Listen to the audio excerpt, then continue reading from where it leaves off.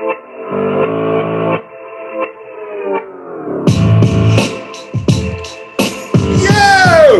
what's up?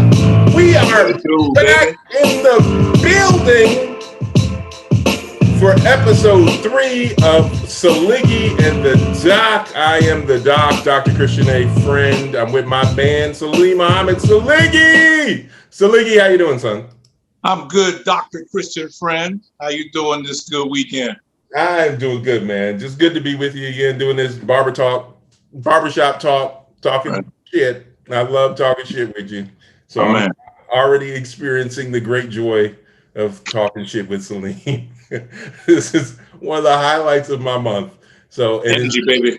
Yes, exactly. I thought about it, man, and I was like, yo, of all the great duos, like Havoc and Prodigy, Eric and Rakim, Snoop and Dre, Hall & Oates, Doc and Meth, Andre Big Boy. Hell, even Simon and Garfunkel. Like we about to be in the lexicon of great duos. The other thing I thought about is that you're the charismatic one in all those duos. Like you're definitely the Snoop of the Dre and Snoop. I would even say that you're the Rakim of the Eric B and Rakim. Like I appreciate that. Respect. Like you're the charismatic one. And I'm glad to be talking with you. We got some heavy stuff to talk about though, man. It's like what's today's day? April 25th, 2021. And we just had, the Derek Chauvin trial concluded after a year. And we've got him convicted on 3 counts: second-degree unintentional murder, third-degree murder, and second-degree manslaughter of George Floyd. And there's some kind of celebration, but also for me, some angst because number one, we got sentencing coming. So we don't know what kind of level of accountability we're going to get for this. And number two is like, we've had all these like police involved shootings and murders, whether it be Dante Wright, Andre Brown Jr., Ma'Khia Bryant, Adam Toledo, Isaiah Brown, all over the country. We've got all these police involved shootings and murders that are happening. And how you feeling, man? Like how your response to the trial of Derek Chauvin and all that's going on with policing Black people in this country? Well, I mean, the policing of Black people in America is an ongoing travesty, right? Like for some reason, it's not going to stop. Just to peel off a little bit, the Derek Chauvin verdict is more bittersweet than anything else, right? Whereas we saw this in 2013 when a guy that's not a police officer, George Zimmerman, gets off in Florida for killing Trayvon Martin, whose only crime was walking through a neighborhood in Sanford, Florida, getting some iced tea and some Skittles and just walking at night with a hoodie on. George Zimmerman got off, and it creates at that time more of a distrust in the American judicial system, right? Hell, Trayvon Martin should be 22 years old this year, but he's no longer with us. Yet George Zimmerman is still running around here, writing books at gun shows, still alive, to be honest, and he doesn't deserve that. So when we're waiting a year to see what happens with the Derek Chauvin trial, a lot of people didn't watch. I mean, I know I didn't watch much of it. I just saw clips here and there. But a lot of people decided not to pay attention to the trial because a lot of people of color, because they didn't expect it to go in the right direction of justice as it should. So when the verdict was announced and they said the verdict was with the judge, a lot of people were just kind of like on pins and needles. Some people were like, I'm carrying on with business. But when they called guilty for all 3 counts, there was a sense of relief in this particular case because it was right there. I wish I had a better term, but it was right there for us in black and white. We see a cop kneeling on a man's neck for nearly 9 minutes, and his other 3 police officers with him did nothing to kind of remedy that situation, all over a $20 counterfeit bill. You know what I mean? Like, who is dying over counterfeit money at a convenience store? And I know that convenience store owner has to feel a certain sense of guilt that'll never go away, because he made the call to the police. I think the sentencing is going to be interesting on June 8th. I think June 20th, June 8th, something. I can't remember what the day is, but I know it is June. The sentencing should be interesting. I personally don't think he'll get the entire 40 years that he should get, but I think they'll probably try to whittle it down to something to the terms of 12 to 15 years, considering what they gave Amber Geiger in Texas for killing Botham Jean in his apartment a couple years ago. I think there is accountability in that Chauvin got convicted. He's a convicted felon. But I think there is, a lot of people are saying it's not justice. I think there's justice for George Floyd's family in that George Floyd wasn't murdered in vain. You know what I mean? Like, his murder sparked a global revolution to talk about policing in the world. Like, and it brought racism to the forefront during a pandemic where everybody's at home, not at work, not at school. Everyone's at home, and they had to focus in and hone in on that brutal murder. So I think there's a sense of justice to his family. And it may set a precedent, I'm not sure. But, you know, we had a week or so, we've had 2 or 3 weeks of craziness with policing against Black people. I mean, in the same city, Daunte Wright, they pulled him over because of a warrant, and he decides to like not go I guess peacefully into the night with the cops. And the cop that killed him, Kim Porter, a white woman, said she was reaching for a taser, but she had her gun and shot him. The Minnesota decided, I guess that police department, Minneapolis Police Department, decided to fire her immediately, and they remanded her in custody, but she was able to get out on bond. It's a very interesting thing that I was thinking about in comparison to Amber Geiger, another white female cop. When the same thing that happened, they looked at the case, they saw it was wild, and they let her go as a white woman. And I think that any white woman that disrupts the status quo for white men, they will not protect that woman at all. They'll kind of let her fall by the wayside. So I think Kim Porter is going to get time very similar to Derek Chauvin and Amber Geiger when her trial comes up next year. Yeah, let me just pick up on that point. Just the idea that like you're pointing to the fact that it's systemic because it's not just race, it's gender, right? It's socioeconomic status, it's all these things operating. But like, I think the 2 things that strike me the most, and then I'll toss it back to you, is just like the systemic nature of it, like the disproportionality, like the differential treatment that people of color get. And I'm gonna say people of color because I'm also thinking about Adam Toledo here in Chicago, who was a 13-year-old brown boy. I believe he's of Mexican descent, and same kind of deal. They murdered him. Did he have a gun at some point? But it's very clear from the body cam footage that when he was shot, his hands were in the air and empty. So,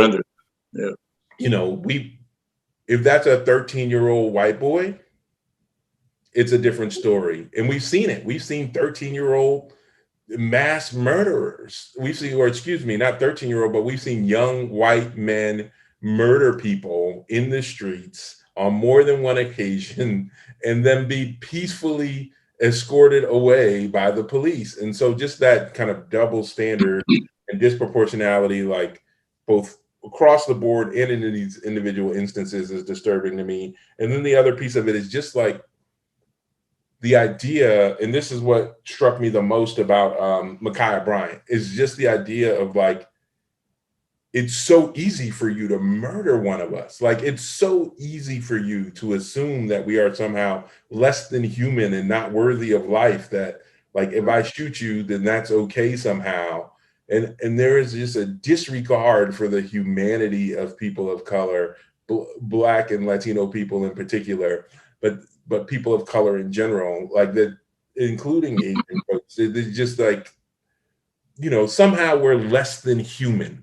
Then it just reminds me of the 3/5 compromise, where like, you know, Black slaves were counted as 3/5, or excuse me, you know, enslaved Africans were counted as 3/5 of human beings here in the United States as we're establishing our country and our rule of law.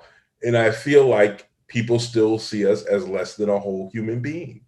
And so, I mean, those are the things, even when I, you know, people try and justify Ma'Khia Bryant saying she was attacking someone. It's like, okay, well, here's another opportunity to use a taser. Number two is like, the cop arrives on the scene and sees like some incident.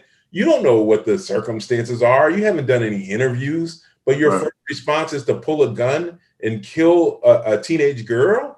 Like that concept to me, and the idea that has somehow can be justified by, you know, pieces of the circumstance. Well, she had a knife, or she was doing this, or she was doing that. That somehow the taking of human life can be so easily justified by people is just so disturbing to me. Yeah, and it's not just white people; it's Black people too. I mean, I've had conversations with friends about the Ma'Khia Bryant situation, where I was in the minority, right? Where, yeah, she had a knife. They did take it outside. There was a rumbling. And when the cops arrived on the scene, there were 3 cops. The one that had the body cam on, I guess the guy, he was on the force for 2 years. He jumps out, and his first thought is to shoot at center mass without assessing anything.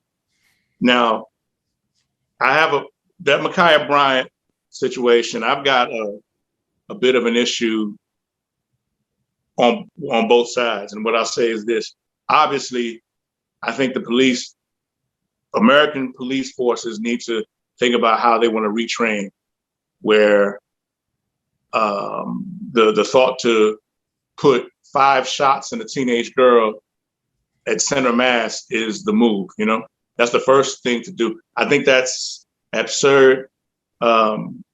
I think in this particular situation, and yes, I'm not Nicholas Reardon.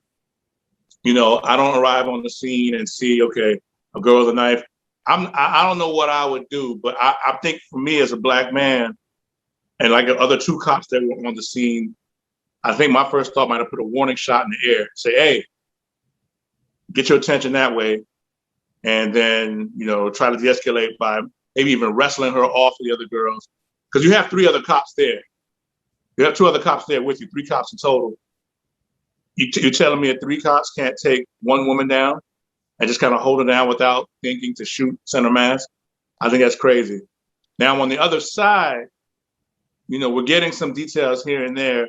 Initially, people said that Ma'Khia Bryant called the police at first, but it sounds like she was fighting with her foster sisters about chores and who's doing what. Something so just insignificant.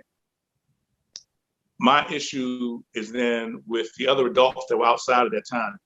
They as adults, they could have de-escalated that situation and said, yo, chill, knock the girl down, take the knife out of her hand, separate the 2 sides. I think my biggest issue is now, why would you call the police to a scene so chaotic, knowing where we are in America as far as policing in Black neighborhoods and Black people? Yeah, I don't know what you think about that, but it's just so. Personally, I think that whole thing could have been avoided by so many different decisions that were made on both ends. Personally. Yeah, I hear you moving towards like, how do we solve for this, right? Like, and you're saying like, hey, we got to retrain. to your question around like my thoughts on what could have been done there and what could be done here. Why would you call the police? Like people don't have another option. Like they, and this is what I mean by systemic. Like, you know, our police system is broken, our law enforcement system is broken and racist. Our criminal justice system is broken and racist. Our foster care system is broken and racist. Like how we care for children who are custody of the state is broken and racist and underfunded. Yeah. Deeply underfunded and not adequate to care for the needs of these young people here in the United States. And so I'm for, you know, people kind of recoil when they hear defund the police. But if you think about the fact that we are spending all this money to arm these people to the hilt who have implicit biases and who arrive on the scene, who I'm not for retrain, I'm for defund. I am for take the dollars that are paying for tanks and assault rifles and helicopters and, you know, all this militarization of the police and put that into the foster care system, put that into a crisis response team where people know that they can dial 311 or 211 instead of 911 and get somebody to the scene that knows how to de-escalate. Because law enforcement officer said, well, that's not our job. Well, good. Then let's take that money and give it to someone who that is their job. Whose job, yeah, right. Absolutely. And so we have prioritized like a military response to social problems, and we're sick. We're sick as a country. Like we're violent, sick American people, and so it makes sense to us that like, oh yeah, it makes sense that a guy with a gun shows up for a mental health crisis. That's crazy. That's ridiculous. Just think about it. Like, okay, there's a mental health crisis. What option do we have as citizens? It's call a first responder who's carrying a pistol into a mental health crisis. That doesn't make sense. And so I'm for, hey, we gotta defund, we gotta allocate these dollars to something where it's, you know, helpful and not even creating an opportunity for someone to have to make a snap judgment whether or not to murder someone. So I agree with that, what you're saying there. Also, I think as an added incentive to kind of address some of these issues that are rampant systemically throughout American police forces, I think we should penalize those individuals. Yeah. I mean, penalize, because, you know, a lot of them aren't going to go to jail. We know that. But I think if you penalize by taking away pensions, taking away jobs, they're gonna think taking away rent. Yeah, they'll think three to four times before they pull out that gun and start shooting. Right. We need of accountability. You're right. Yeah, and that's where the accountability comes in, because when you start tying stuff into people's livelihoods and how it affects them, and how one decision in your job can affect the rest of your life, it becomes congruous, and people will start to think like, oh shit, I need to be on my up and up with this. You're absolutely right. And that's why this is so important that like we talk about accountability. And some people have said like the Derek Chauvin verdict isn't necessarily justice, but it's accountability. But accountability is important because up to this point, to the point you made at the beginning around George Zimmerman, folks have felt like, oh, as a police officer, I have the authority to murder a person of color and get away with it. And it's almost built into the system that they feel like, oh, I'll just murder a person of color if I need to, and I'll get away with it. And so to your point, you're absolutely right. We need higher levels of accountability so that people will start to realize, like, you can't just, it seems so weird that we have to say this, Saliggy. It's just crazy that we even have to say, but just the idea, like, you can't murder someone or just take a life and there not be a consequence. And the frequency with which it happens relative to other countries is makes it very clear that this is an American issue and that our system is broken and that we don't have the proper system or accountability. So here's the saddest shit too. We are in the midst of getting this verdict for Derek Chauvin, and we hear about Ma'Khia Bryant within 30 minutes. Yeah, man. That's crazy. It's crazy. And that I believe there have been 10 police involved shootings, some of them resulting in death since we've heard of the verdict. We mentioned a few: Micaiah Bryant, Adam Toledo, Isaiah Brown, Andrew Brown Jr., Dwayne Wright. So like it's just indicative of how problematic and how systemic this is. The other thing about this is like it's so grievous because we're in the midst of this pandemic, right? And it's like we got the pandemic that's taken 500,000 lives already, and so we're collectively experiencing this sense of loss, and this sense of loss continues at the hands of kind of people in power. I'm going to transition and talk about like because that reminded me, like the mourning, the grieving reminded me that we've got some losses in the world of hip hop, which is to me like a family, right? Like you think these are people who I grew up with, and you know, even though I know they're not close to me and I don't know them, they feel close because I've grown up on their music and their ideas and their voice. And so DMX, Black Rob, and Shock G, also known as Humpty, the front man for Digital Underground. We've lost all of them also recently, and I'm mourning a little bit. How are you feeling, Celine?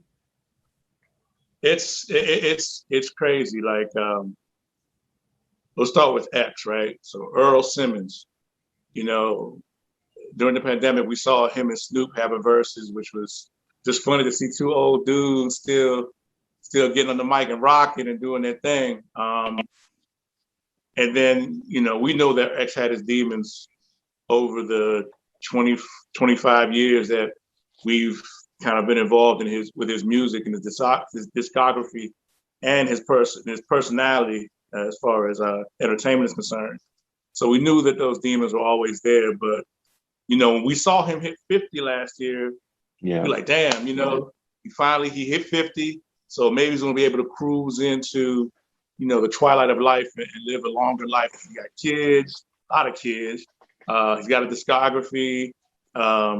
He's still a personality. I mean, he had his issues, but he was still a personality. He was still impactful in hip hop. Now, what I will say about X is,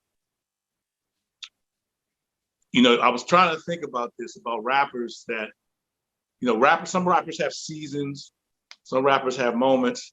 I can't remember a rapper that owned a year quite like DMX did in 1998. And it's important, it's a pivotal year to me because that's the year I graduated from college. So I graduated from college, that's the first half of 98. And the second half of 98, I had my first job at ESPN. So the first half, you have It's Dark and Hell is Hot. And, you know, that spring semester, early fall semester, 97, you Get At Me Dog, you got Stop Being Greedy as a single. And he drops the album, I think, early 98, Dark and Hell is Hot. He's got hits after hits after hits. He's at all the parties, the music at the parties, on the radios, the videos on Rap City. So you're like, okay, cool. DMX is going to be a force. Then I graduate May of 98. Then X has these other songs that are out during that summer that aren't on It's Dark and Hell is Hot. I'm like, damn, what's all this shit? Yeah, he's dropping shit constantly. Got an album coming out that December, like 3 days before Christmas, Flesh of My Flesh, Blood of My Blood. It's like, damn. This dude's got 2 rap albums in a calendar year, and then he has Belly during that. That's true. I forgot that Belly came out at the same time. Yeah, you know him, and Nas and Buns, you know, doing that thing. So you start seeing like, damn, this dude's got like some charisma, some personality to him, and not knowing that the longevity of that charisma and personality was going to be so impactful in hip hop. It was just so sad to see that he went into a coma and never came out of it. And I still don't know, was it due to addiction? Was it a heart attack? Right. Was it COVID related? We don't know, but it's still a great loss. And, you know, I saw the processional yesterday from Yonkers to Brooklyn with the Rough Riders situation, the bikes and everything coming down. I thought all the way down to the Barclays Center. I thought that was dope. That was a dope little tribute for X. But it was kind of messed up. You make it, yeah. Again, like two albums inside of a calendar year. That the first one sold 4.8 million. The second one sold 3.5 million. That's and crazy. then crazy. And then like inside of 2 calendar years, from like I think the first one dropped May 98. By December 21st, 1999, he had dropped a third album. And the third album sold almost 5 million. And so it's not just like, oh, like to be able to create that music, but to create music that is so impactful and like speaks to a voice, has a voice that speaks to people in such a very clear way. Like, and it came at a time when it was like hip hop started off as like party music, disco, and then like in I guess like 93 we got kind of like hardcore hip hop started to come out. You started to hear like street stories, East and West Coast, really in the early 90s in general, late 80s, early 90s. And then it had moved into what a lot of us refer to as like this jiggy period, right? The shiny suit era. Right, the shiny suit era where it was like Diddy got hot and started releasing the party music again. And so for this voice to break through that is so, he would use the word grimy, right? Like just grimy, straight street, like giving you like the reality of this existence, which is tragic. Like he was describing a tragic existence, and he was describing it materially, he was describing it psychologically, and he was describing it spiritually. Like, you know, talking about like literally doing deals with the devil and trying to resist the temptation of Satan, which is a big part of who he was, this spiritual battle that he went through. And that I would say he was victorious in. And so, yeah, his impact on hip hop cannot be understated. And I would say like he's had a huge impact on the world because, I mean, a new language, like just the dude would like come on a record or start a show by just going, and you knew what it was. Like he would literally like, the dude thought he was a dog, man. Right. And what I found out like after his death was like, because, you know, he was put out foster homes and in juvenile detention and left juvenile detention, was homeless on the street. He was literally homeless on the street, living with packs of dogs. Like that's how low he had dropped. Like as a teenager, can you imagine like I'm sleeping on the street with a pack of dogs? And so, you know, when you think about for him to come from there to reach 15 million albums sold almost inside of 2 years. That's crazy. Yeah, I mean, I saw his Drink Champs episode with Nori probably about a week or so before he went into the hospital. And he talked about how he didn't trust humans. And it's probably from his foster experience. And his best friends were dogs. And how he just felt a certain kinship to dogs. And everybody, if you don't know that's the story, you look at him like, man, that's my crazy nigga. That's what you would think. But he had a conscience and thoughts about him that, you know, that were just so like, damn, this dude he might be on Iyanla, got issues with his oldest son and all this stuff, but the dude is so much more than just a caricature of hip hop. He's talking to you about mental health, addiction, how to overcome it, and is actually able to verbalize it in music. I'm not going to sit here and say that I was like the biggest X fan, but damn, X got some hits. X got some shit that's undeniable, and he's made a lasting impact in the genre of hip hop. And I think all of us that are big hip hop fans owe him a gratitude for his existence in this game, especially when he came, because it was definitely needed back in '98. Yeah, and then we're in our 40s, so we're talking about the music of our young adulthood, right? Like our coming of age and becoming a man, and so that influenced us a lot. I remember on Shock G, like when the Sex Packets by Digital Underground dropped, there was a summer where I think it was my sophomore year of high school, in between freshman and sophomore year when it dropped, and my brother had come home from college. and we were working out together. He was preparing to play football in college. I was preparing to play football in high school. And like, we would just listen to that tape on the way back and forth from working out every time. And I like, it blew my mind. Like, it was like, oh my goodness. Cause I was, not immersed in hip hop, right, the way I am now. And it was a new sound. It was something I hadn't heard before. Up until that point, it was like Slick Rick, who I was listening to a lot of, and BDP I was listening to a lot of, and the very East Coast kind of sound. And to hear Sex Packets, the whole album, which is also like how you could conceptualize something, like the idea that you could use music and an album to like create Sex Packets, an actual item, a product, right? And then tell stories about that product through your music is like, oh my God, mind blowing. That really, for me, altered the genre. So shout out to Shock G, aka Humpty. And then when I found out they were the same person, so my mind was blown again. Yeah. So let me say this about Gregory Jacobs, aka Shock G, aka Humpty Hump. Mm-hmm. I thought about this before we had the podcast.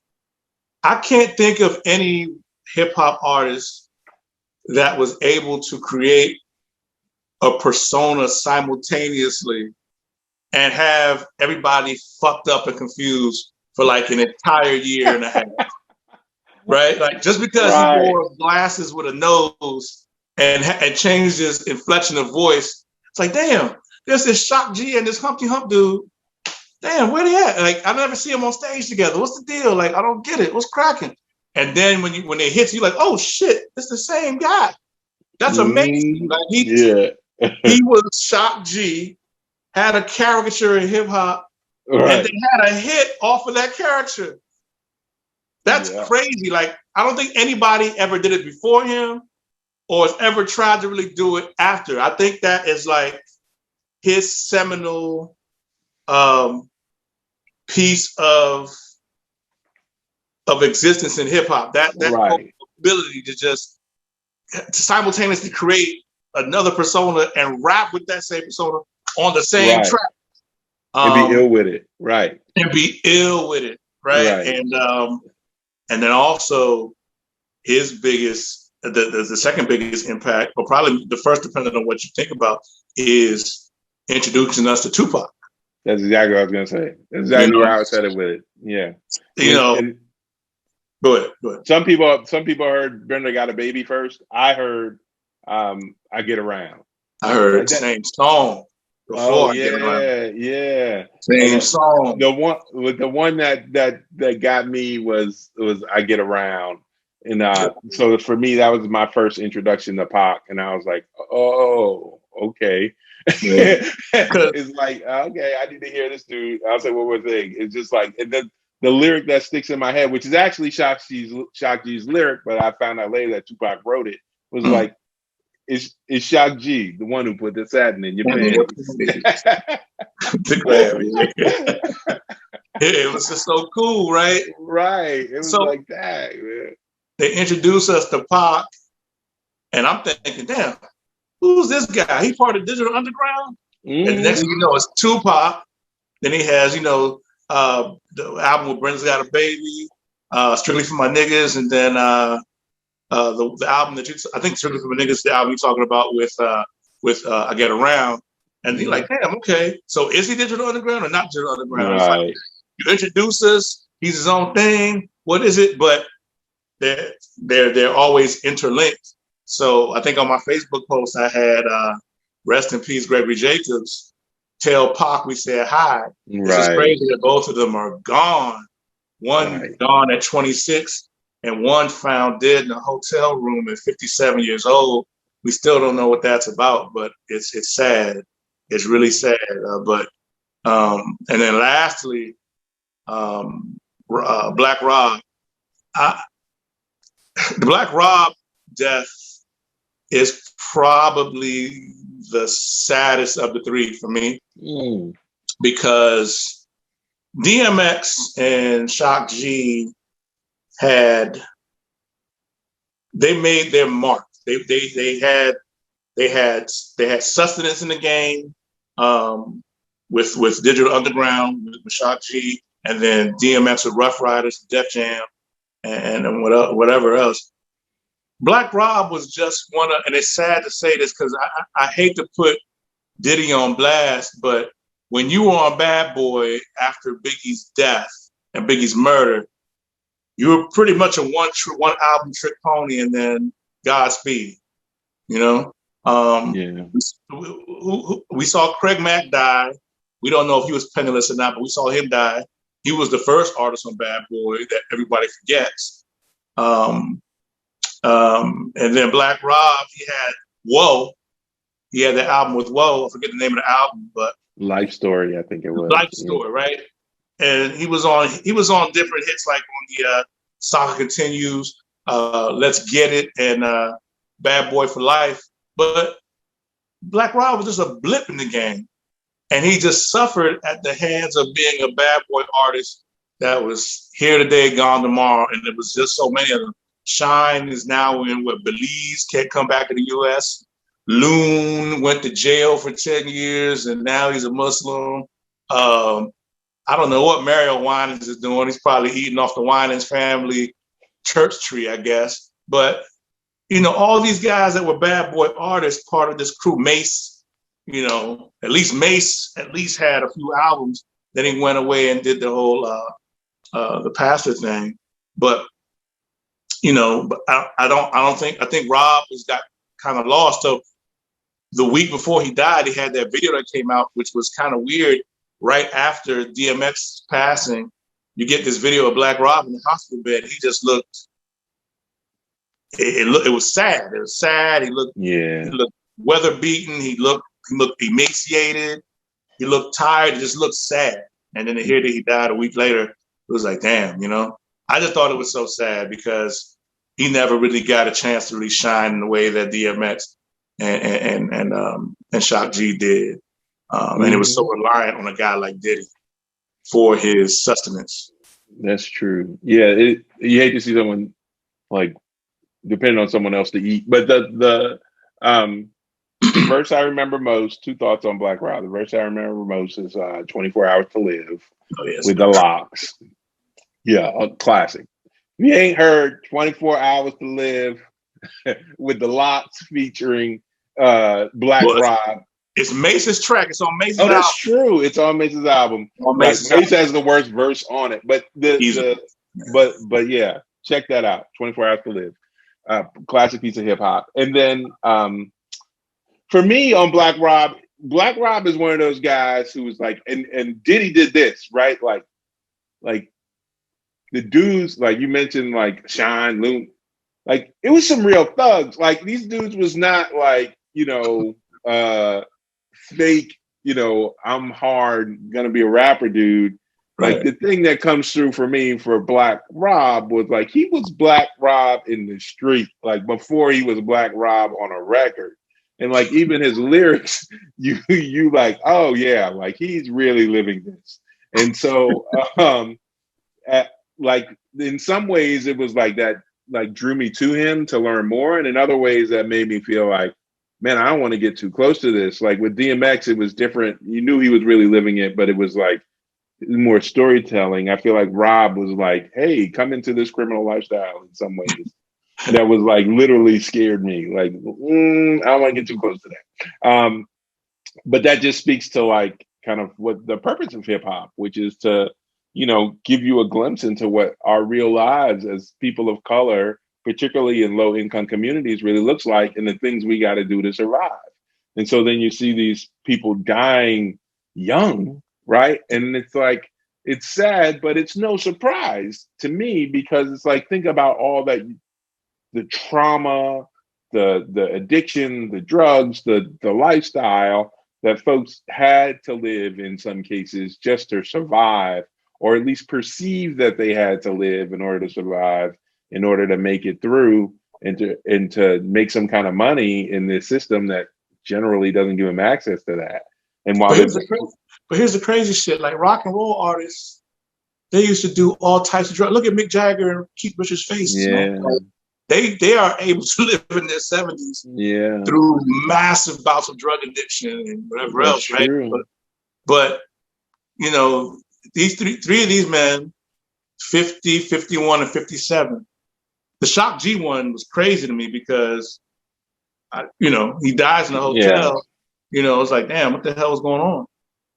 But to your point about DMX and Bra, the circumstances in which they lived and how they came up, it only you thought that maybe there was only a short shelf life for them just based on that. But the fact you get to 50, you're like, damn, like Mike Tyson.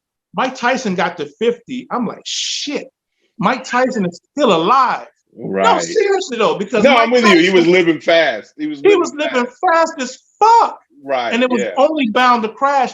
And he had bouts of depression. He had the addictions and stuff. Right. So Mike Tyson for us was the boxer equivalent to these hip hop stars that we came up with. That's right. It was the same culture, right? He was part of the same culture, part of it is a warrior culture. Like, this is like part of it is this warrior culture where you live fast because you're doing what you need to survive and make it to the next battle.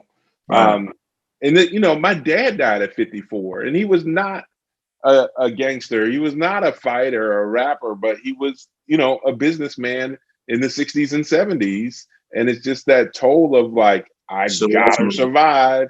And part of my making it through a day is smoking a pack of cigarettes and, eating fast food and just, the legacy that we have as people of color in general, and Black men specifically, of like not taking care of our health or mental health because we got to survive. And you and I just talked about, like, not to mention the fact, if you don't have insurance in this country, you screwed anyway.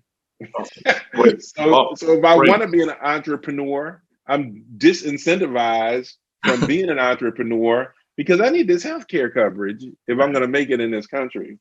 Right. You better, as an entrepreneur, you better factor in that healthcare cost. Right, which is astronomical. Astronomical. Yeah.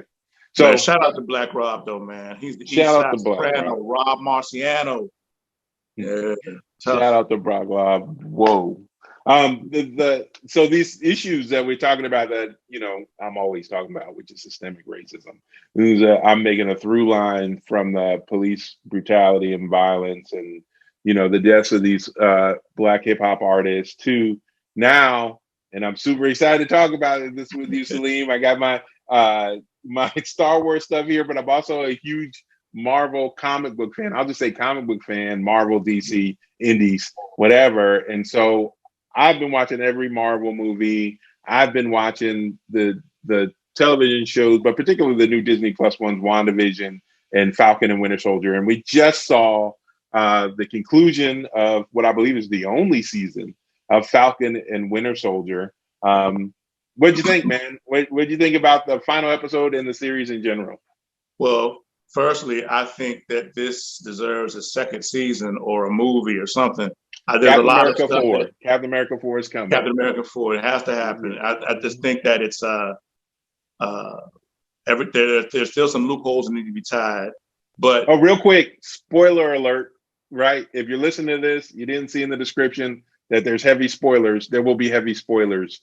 So, all right, continue. I'm sorry. I'll try to do my best to avoid spoiling. Oh no, go ahead. We gave the alert. Do whatever. Okay, well the alert's already given. Yeah. I think this is probably one of the most useful, most necessary, and definitely something that needs to be watched by all Americans. That anything that's ever been put out by one of this new trend of comic book superheroes. I mean, it started with DC with Batman Begins and then Dark Knight, that trilogy. I mean, other companies have done it before, but I mean, this recent movement since 2008, DC started it with the Batman series. But I think when Marvel really jumped into the game in 2009 with Iron Man, Stan Lee, he's always had a vision of inclusiveness, right?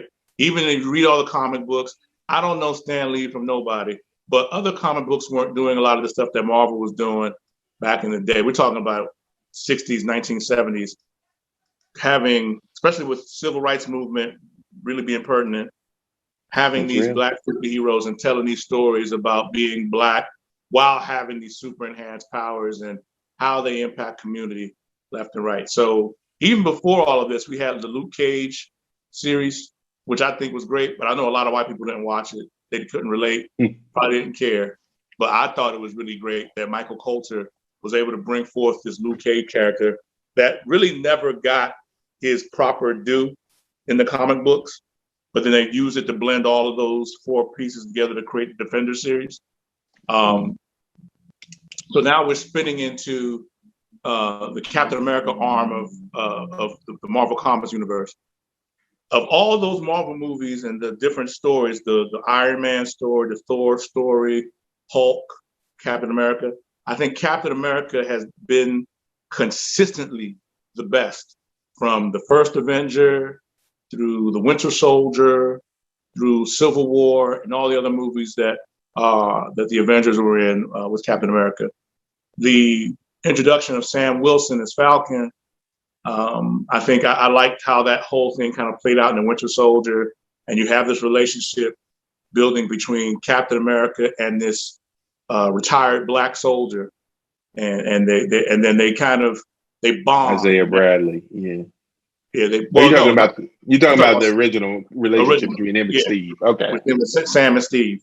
We'll get to Isaiah Bradley soon. Don't worry. So then you see this whole relationship and this bond between America's white knight and this Black guy doesn't have super enhanced powers, but is down to help. It's like a cool little buddy movie. And then they free the Winter Soldier, Bucky Buchanan, and they become this trio. So then at the end of Avengers Endgame, where Steve decides he wants to have the life that he never could with Peggy Carter, he passes the shield off to Sam, saying, "Yo, I'm passing this on to you because I see in you, regardless of you being a Black man, some of the same traits that I carried as Captain America." And then he says to him at the end, "It doesn't quite feel right." And Steve says to him, "It feels right to me."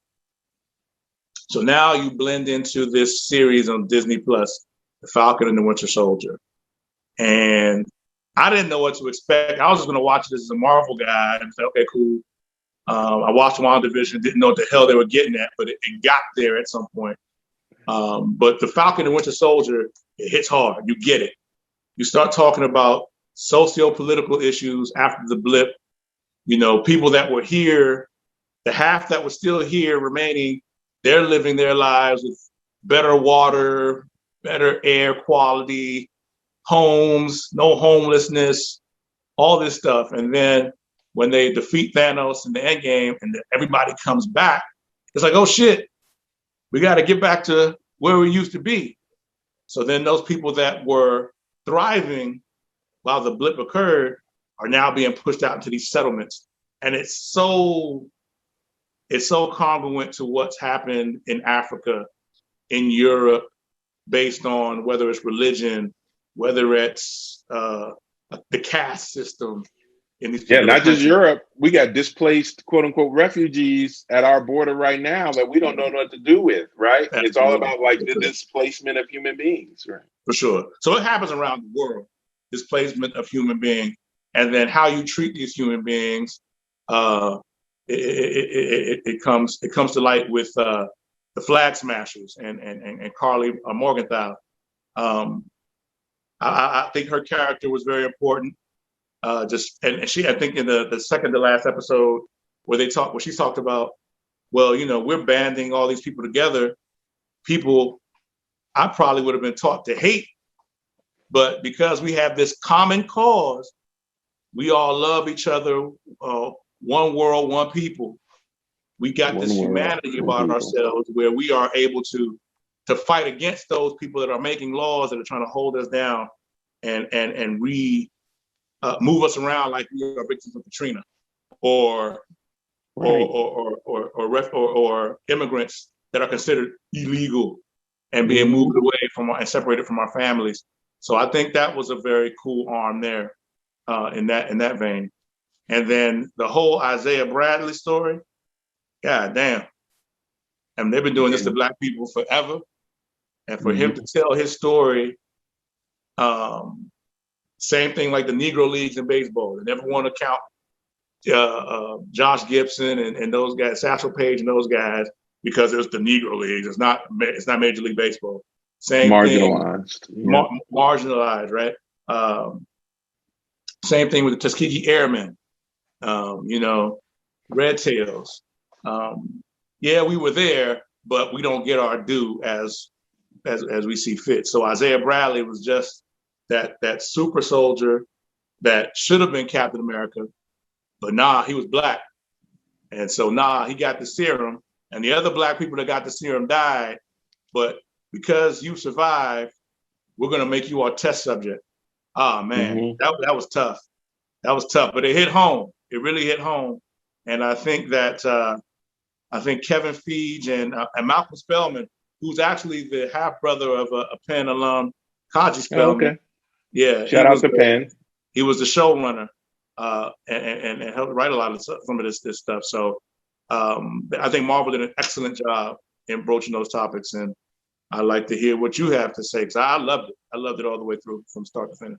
Yeah, no doubt. Like, I love everything Marvel does, and this one was different. Like, you pointed to the fact that comic books in general, Marvel in particular, though, have like looked at like civil rights, human rights as an issue. People talk about how the X-Men and Magneto and Professor X are kind of modeled after Dr. King and Malcolm X, right? Like this, we have a common issue. And even the idea of being a mutant and marginalized by a broader society and oppressed by society, do you fight back or do you like try and negotiate it? So those themes have appeared throughout kind of Marvel's history. And that's part of the reason I love it, is because they've had a lens on this stuff, which is like directly impacted me. And then Luke Cage is my hero. Like, my nickname for myself that I didn't tell anybody was Power Man, which is what he was in the comics. Power Man and Iron Fist. I thought about, look, I got the wrong arm because I'm on camera, but this chain tattoo is emblematic of the chain that Power Man wore around his waist in the comic books. So he's my hero. And then, so you talked about the Captain America series and the Marvel series. The thing about Captain America in the comic books, and that really came through in this, which I did not know that they would be able to nail it so well. They nailed this, is like the question of what does it mean to be American and represent America? And so like, okay, Steve Rogers is a super soldier, and we learned from the very beginning that like his character is so high and he's like just a kind, loving human being. And so he becomes a super soldier. He's the perfect Captain America, but he is not what most Americans are like. Right. And so this series kind of exposes, if you take a regular military guy, because remember, Steve Rogers was not in the army until he was Captain America. Right. But now you got a guy who's been indoctrinated into the US military and served in that capacity. And what you find out is he's violent, he's aggressive, he's combative, he's uncooperative, right? He's willing to murder, right? Just like we talked about with police violence. And you're saying, wait, is this who America is? Yep. And like, well, yes, in a lot of ways, this is who America is. And so it goes on to ask, well, this is who like white male America is, then how do we create an image that's different internationally? It's like, it has to be a person of color. And then it gets put to us to come in and rescue America in the hands of Sam. Sam, you've got to pick up the shield. And Sam is saying, why do I have to pick up the shield? Look what you did to Isaiah Bradley. You should have gave him the shield, and instead you experimented on him and imprisoned him and lied to him, just like you've done to us. And so now you put me, not just Sam, you put me in this position of, am I going to pick this up and be American and have to like help this country? when what you're doing is you're literally murdering us and imprisoning us, just like they did to Isaiah Bradley and those other soldiers. And so to see all that like manifest in film, and then for the final kind of climax of the film to be his speech to America, to the senators, and to the world that says, like, you have to pay attention to the voice of displaced and marginalized people. And the reason that we are dysfunctional as a society is because you, America, and your international allies have not listened to that voice. And for that to happen at a time where we do have kind of displaced peoples at our border and their voices not being heard, where we do have police violence in the street and the voices of those victims are not necessarily being heard, like that, and just the tension of, can I carry this shield that Sam has to go through, like, it really resonates with me. And just to be honest, personally, the story of Isaiah Bradley, of being used, mistreated, basically saving this country, which is what we've done as enslaved Africans and the descendants of enslaved Africans, and then not being acknowledged for it. And then you finally are acknowledged for it, and they make it like a beautiful scene. But his acknowledgement is like a statue in a museum. I think about the King Monument. You murdered him, though.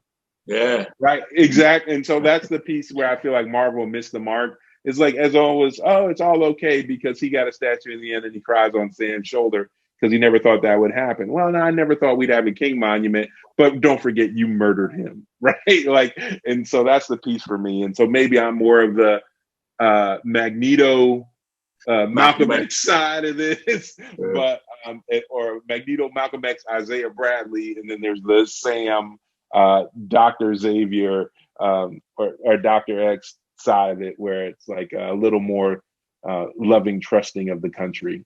But yeah, I'm saying a lot, but you knew they weren't going to make it too political.